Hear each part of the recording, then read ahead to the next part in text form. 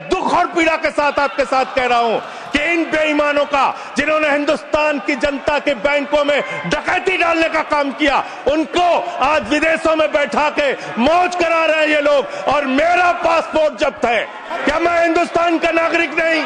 दुनिया के अलग अलग हिस्सों में अगर इस देश की बैंकों को लूटने वाले चंद पूंजीपतियों को बिठाने का, मौज उड़वाने का अपराध अगर किसी ने किया है तो नरेंद्र मोदी की सरकार ने किया है कि हमारे नागरिकों को अमेरिका ने हाथ में हथकड़ी, पैरों में बेड़ी बांध के हिंदुस्तान की धरती पे पहुंचाया, और आपको शर्म नहीं आई। आप हंस रहे थे, आप मजाक उड़ा रहे थे हमारे नागरिकों का। फालतू की बातें मत करो, फालतू के बातें करना बंद करो। हम लोगों ने टीवी चैनल पे खबर देखी, विजय माल्या आएगा, तिहाड़ के बैरक में रहेगा, यहां पे उसका रोका जाएगा, यहां उसको सजा दी जाएगी। टीवी चैनल वाले खबर चला रहे थे और ये लोग भी बोल रहे थे विजय माल्या को लाएंगे। 9,000 करोड़ रुपए की लूट करने वाला विजय माल्या आज विदेशों में बैठ के चिढ़ा रहा है। और एक ललित मोदी है, उसने कौन से देश की, संजय रावत जी, मुझे तो नाम में भूल गया, बानुआतू की नागरिकता ले लिया उसने कहा 1 करोड़ रुपए जमा करो, बानुआतू चलो, बानुआतू चला गया। अरे हिंदुस्तान, नितिन संदेशरा 6,000 करोड़ रुपए हिंदुस्तान का लूट के विदेशों में बैठा हुआ है, आपको चिढ़ा रहा है। हिंदुस्तान के डकैत आज विदेशों में बैठ के हमको चिढ़ाने का काम कर रहे हैं। जिन्होंने हमारी बैंकों को लूटा है, जिन्होंने आम आदमी का पैसा लूटा है, वो 20,000 करोड़ की लूट करने वाला नीरव मोदी और मेहुल चौकसी कई वर्षों से हिंदुस्तान छोड़ के बाहर बैठा हुआ है, चिढ़ा रहा है इस देश को। उस डकैत को आप पकड़ के अब तक क्यों नहीं ला पाए? जवाब दीजिए, क्यों नहीं इसका पासपोर्ट जब्त किया आपने? ललित मोदी, आपका दोस्त, आपके नेताओं ने उसको भगाया हिंदुस्तान से। 3,000 करोड़ रुपए हिंदुस्तान की बैंकों का लूट के विदेशों में बैठा हुआ है, क्यों नहीं आज तक आप उसको वापस ले पाए?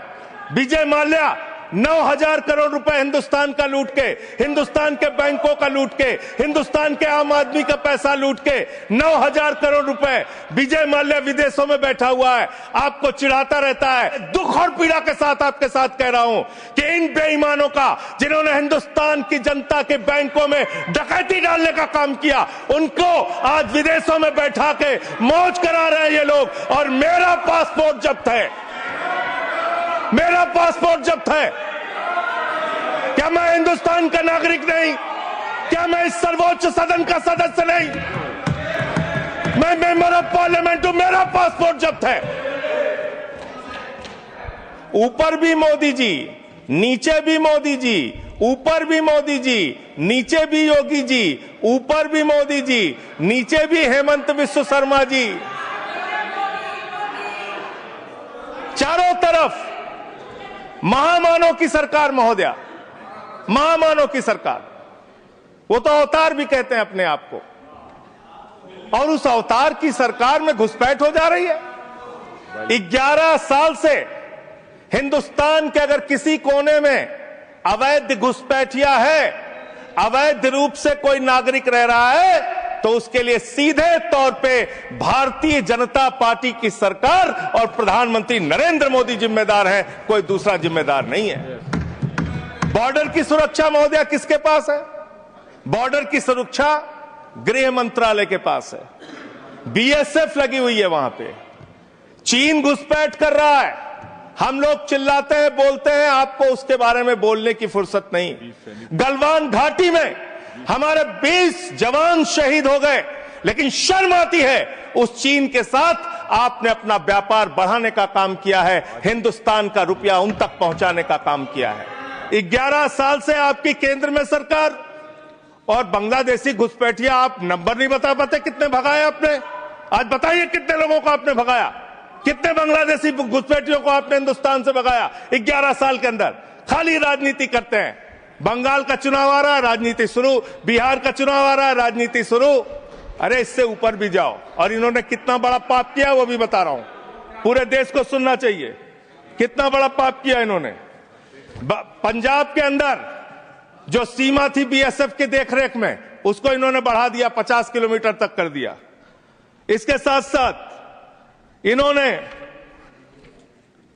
Tycoon profited after India relaxed border security rules for energy park.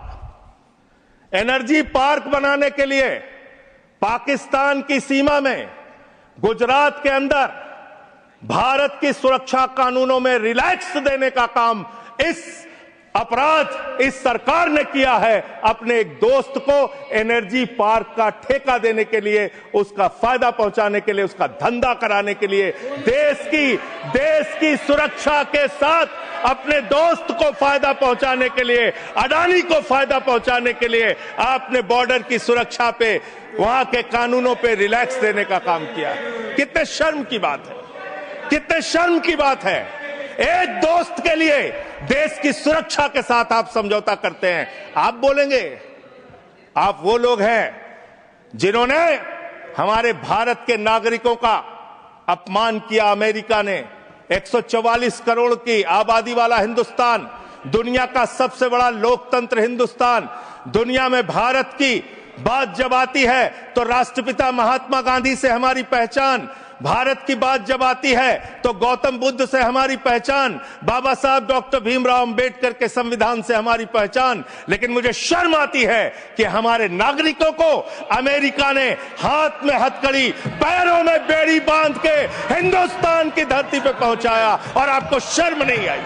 आप हंस रहे थे, आप मजाक उड़ा रहे थे हमारे नागरिकों का। फालतू की बातें मत करो, फालतू के बातें करना बंद करो।